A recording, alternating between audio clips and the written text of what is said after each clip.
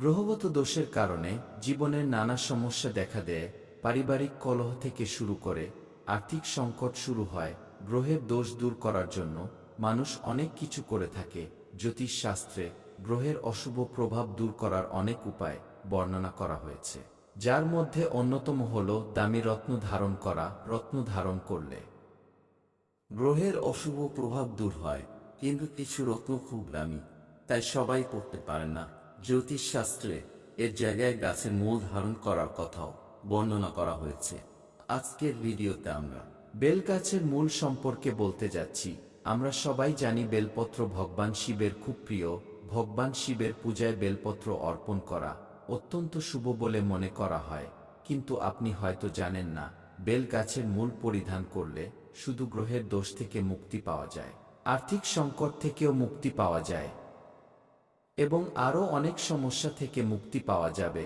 চলুন জেনে নেওয়া যাক কেন বেল গাছে মূল পরা উচিত এবং কিভাবে বেল গাছের মূল পড়তে হবে।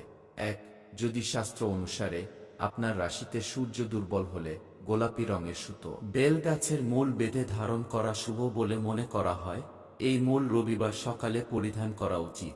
আপনি একটি লাল কাপড়ে বেঁধে আপনার গলায় বা আপনার হাতে পড়তে পারেন। প্রথমে গরুর দুধ ও গঙ্গা জল দিয়ে বেল গাছের মূল শুদ্ধ করুন।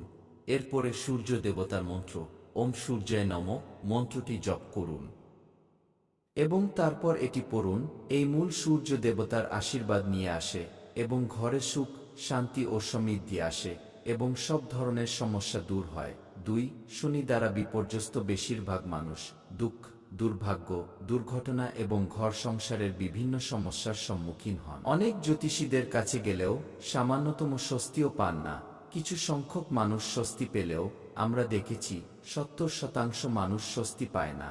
আপনি যদি সারাক্ষণ এই ধরনের যন্ত্রণা ভোগ করেন, তাহলে আপনারও বেল গাছের মূল পরা উচিত। এতে শনি আপনাকে কষ্ট দেবে না। এর জন্য বেল গাছের মূল 1 বা 2 কর মতো তুলতে হবে। তারপর ভালো করে মূলটি পরিষ্কার করে চন্দন মাখিয়ে লাল বা সাদা কাপড়ে জড়িয়ে ভগবান শিবের চরণে রেখে ধূপ দেখিয়ে সাদা সুতো দিয়ে হাতে বা কোমরে ধারণ করতে হবে।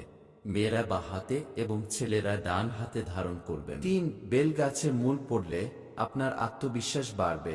এই মূল পরিধান করলে হৃদরোগ, চোখের রোগ এবং পিত্ত রোগ থেকেও মুক্তি পাওয়া যায়। কর্মসংস্থান এবং রাজনীতির লোকেরা এই মূল পরিধান করলে তারা তাদের কর্মজীবনে ভালো সাফল্য পেতে পারে। এছাড়াও ধন লাভের জন্য বেল গাছের মূল পরিধান কার্যকর। জ্যোতিষশাস্ত্র অনুসারে দেবী লক্ষ্মী বেল গাছের মূলে বাস করেন, তাই বেল গাছের মূল ধারণ করলে মা লক্ষ্মীর আশীর্বাদ পাওয়া যায়। বেল গাছের মূল পড়লে ব্যক্তির ঋণ থেকে মুক্তি পায় এবং সম্পদ ও সমৃদ্ধি অর্জন করে। তবে মনে রাখবেন, সোমবার চতুর্দশী, অষ্টমী চতুর্দশী এবং অমাবস্যা তিথিতে বেল গাছের মূল তোলা উচিত নয়। প্রিয় বন্ধুরা, বেল গাছের মূলের এই উপকারিতা সম্পর্কে আপনি কি আগে থেকে জানতেন?